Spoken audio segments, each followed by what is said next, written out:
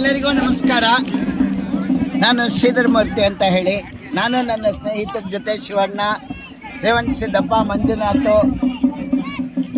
ಜಯನಾಯಕ್, ಲಿಂಗರಾಜು, ಪಾಂಡು ಅವ್ರ ಜೊತೆಯಲ್ಲಿ ಪ್ರವಾಸ ಹನುಮಂತರಾವ್ ಅವ್ರ ಜೊತೆಯಲ್ಲಿ ಪ್ರವಾಸ ಬಂದಿದ್ದೀನಿ.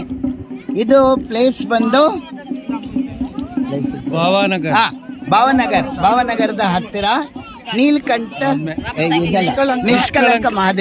ನಿಷ್ಕಲಂಕ ಮಹಾದೇವ್ ಟೆಂಪಲ್ ಹತ್ರ ಬಂದಿದ್ದೀವಿ. ಸೊ ಇದನ್ನ ವಿಶೇಷತೆ ಏನು ಅಂದರೆ, ಪಾಂಡವರು ಕುರುಕ್ಷೇತ್ರ ಆದಮೇಲೆ ಅವರ ಪಾಪಗಳೆಲ್ಲ ಕಳ್ಕೊಳ್ಳಿಕ್ಕಾಗಿ ಹೋಗಿ ಇವರ ಹತ್ರ ಕೃಷ್ಣನ ಹತ್ರ ಕೇಳ್ಕೊಳ್ತಾರೆ. ಶ್ರೀಕೃಷ್ಣ ಅವ್ರಿಗೆ ಏನು ಸಜೆಷನ್ ಕೊಡ್ತಾನೆ ಅಂದರೆ, ಒಂದು ಕಪ್ಪು ಹಸು ಮತ್ತು ಒಂದು ಕಪ್ಪು ಪ್ಲಾಗು ಬಾವುಟನ ಕೊಡ್ತಾರೆ. ಇದನ್ನು ನೀವು ಎಲ್ಲ ಪುಣ್ಯಕ್ಷೇತ್ರಗಳಲ್ಲಿ ತಿರುಗಿಸ್ಕೊಂಡೋಗಿ ಯಾವ ಕ್ಷೇತ್ರದಲ್ಲಿ ಅದು ಬಿಳಿಯಾಗಿ ಕನ್ವರ್ಟ್ ಆಗುತ್ತೋ ಸೊ ಆಗ ನಿಮ್ಮ ಪಾಪ ಎಲ್ಲ ಹೋಗುತ್ತೆ ಅಂತ ಹೇಳ್ತಾನೆ. ಹಾಗೆ ಶ್ರೀಕೃಷ್ಣ ಹೇಳ್ತಾನೆ, ನೀವು ಶಿವನನ್ನು ಪೂಜೆ ಮಾಡಬೇಕು ಅಂತ ಹೇಳ್ತಾನೆ. ಅದಕ್ಕಾಗಿ ಪಾಂಡವರು ಆ ಹಸು ಇಟ್ಕೊಂಡು ಬಾವುಟ ಇಟ್ಕೊಂಡು ಎಲ್ಲ ಪುಣ್ಯಕ್ಷೇತ್ರಗಳನ್ನ ತಿರ್ಕೊಂಡು ಬರ್ತಾರೆ. ಇಲ್ಲಿಗೆ ಬಂದಾಗ ಸೊ ಆ ಹಸು ಮುಂದೆ ಸಮುದ್ರದಲ್ಲಿ ಬರ್ತಾ ಇದ್ರೆ ಕಪ್ಪಗಿರೋ ಹಸು ಬೆಳ್ಳಕ್ಕಾಗ್ತಾ ಇರುತ್ತೆ, ಕಪ್ಪಗಿರೋ ಬಾವುಟ ಎಲ್ಲ ಬೆಳ್ಳಕ್ಕಾಗ್ತಾ ಇರುತ್ತೆ. ಈ ಪ್ಲೇಸಲ್ಲಿ ಕಪ್ಪಗಿರೋ ಬಾವುಟ ಬೆಳ್ಳಕ್ಕಾಯ್ತು, ಹಸು ಎಲ್ಲನೂ ಬೆಳ್ಳಕ್ಕಾಯ್ತು. ಅದಕ್ಕಾಗಿ ಈ ಕ್ಷೇತ್ರದಲ್ಲಿ ಅವರು ಶಿವನ ಕುರಿತು ತಪಸ್ಸು ಮಾಡ್ತಾರೆ. ಶಿವ ಎಲ್ಲ ಪಾಂಡವರಿಗೂ ಪ್ರತ್ಯಕ್ಷ ಆಗ್ತಾನೆ. ಒಬ್ಬೊಬ್ಬರಿಗೆ ಒಂದೊಂದ್ಸಲ ಪ್ರತ್ಯಕ್ಷ ಆಗಿ ಅವರಿಗೆ ಪೂಜೆ ಮಾಡ್ಲಿಕ್ಕೆ ಹೇಳ್ತಾನೆ. ಅದಕ್ಕೆ ಇಲ್ಲಿ 5 ಶಿವಲಿಂಗಗಳಿದ್ದಾವೆ, 5 ಬಸವಣ್ಣ ಇದ್ದಾವೆ.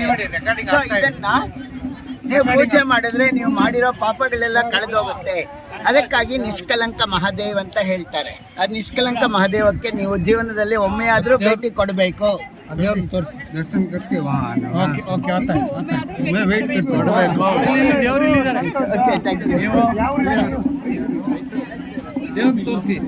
ಇದೇ ನಿಷ್ಕಳಂಕ ದೇವರು, ನಿಷ್ಕಳಂಕ ಮಹೇಶ್ವರ. ಆ ಕಡೆಗೆ ನಿಷ್ಕಳಂಕ ಮಹೇಶ್ವರ, ನಿಷ್ಕಳಂಕ ದೇವರು.